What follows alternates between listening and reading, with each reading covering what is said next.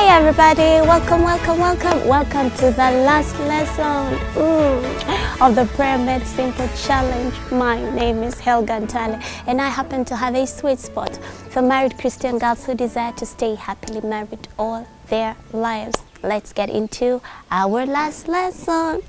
I'm sad though, but happy at the same time. So, our last lesson is actually about fasting, and I think I'm going to only share what fasting is not, what you shouldn't be doing while you fast, and why you should fast, and what fasting is going to do for you, right? So, number one, what is fasting? Fasting is going for long periods without indulgence, without appealing to the pleasures of the flesh. So people usually think that fasting is about food and water. No, it's actually all the things that the flesh desires. There's sex, there's food, there's what your eyes can see, what your ears can hear, there's sleep. You know, there are all kinds of things that bring pleasure to the flesh.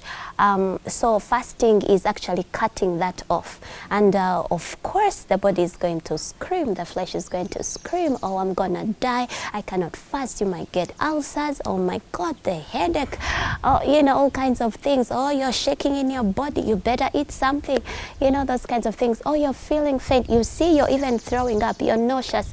So the flesh is going to say all of those things so that you feed it again.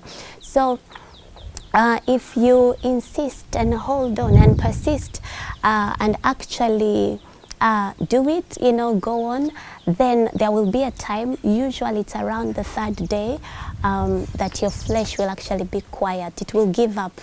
It will say, I guess, you know, they're not going to eat after all.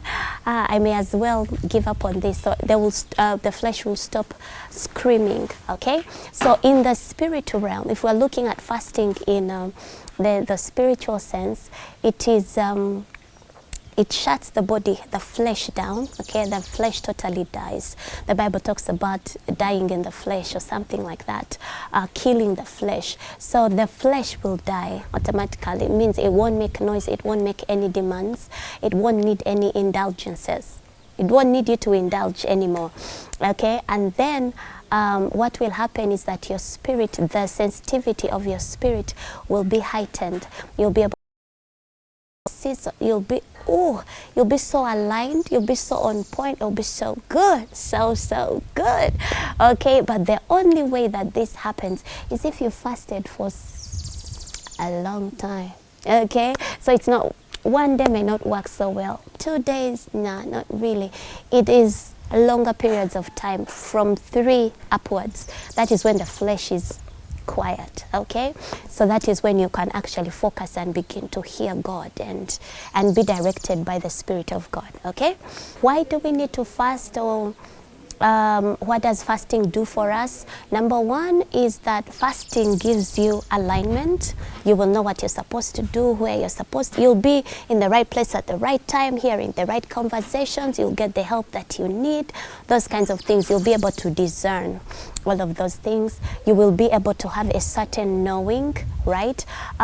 We also use fasting for clarity, okay? Sometimes certain things are not clear. You just have a vague idea, or you're just not okay. You fast, okay? So that the flesh is quiet and you can hear clearly what God is saying. So you usually fast when I recommend that you fast when you're going to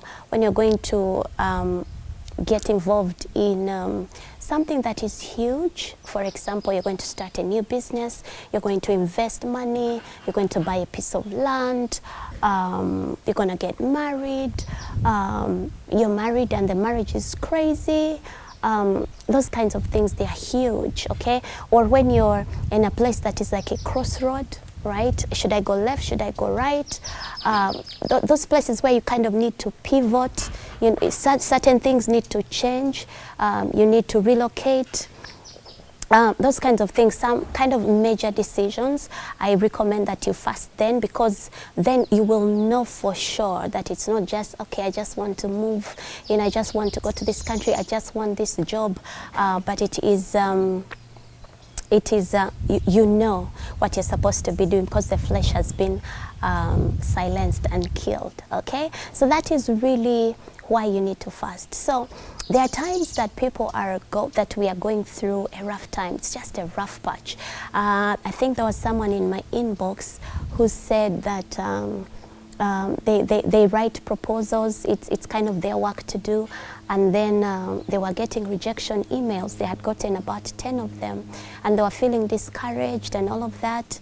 And then so for someone in such a situation, instead of asking God for this to go away, oh God, why am I getting rejected, or can I just have one email that is having good news, instead of taking that route, you can fast. Okay, you can fast. You can go on a fast and say, dear God, I just want to know what's going on. I just want to know what's going on. Make this thing clear for me. Give me some clarity around this. So once your flesh is quiet, because it's the one that wants to get more clients, it's the one that wants to get a yes, it's the one that wants to get money, it's the one, it's hungry. Those are pleasures of the flesh. Once that has been quietened, then you will know the mind of God regarding your issue.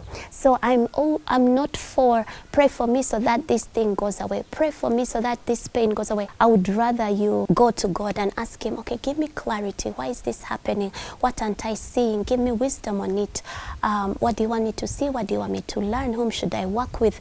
Does that make sense? And that is what you do in your place of prayer. And then of course when you add fasting to it, man, you'll be hearing super fast, okay? Because your flesh is quiet. It's only the Spirit of God that is speaking. So yeah, that's roughly it about fasting, okay? So your assignment, you ready? Your assignment is actually to go to God in your conversation and all of that, all the steps that I gave you. Your assignment is to actually go to God and ask him and say, you know what?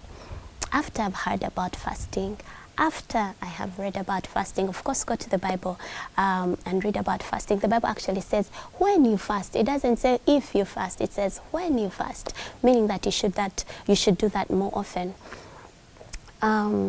So in your time with God, that's your assignment. You're going to ask him, dear God, for how long do you think I should fast?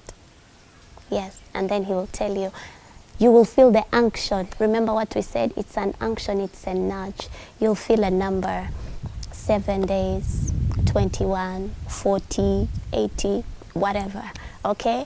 Don't try to force yourself to do this, okay? Ask him, he will guide you better, because he knows your body better, he knows your tenacity better, he knows your persistence better, he knows you more than you even know yourself, okay?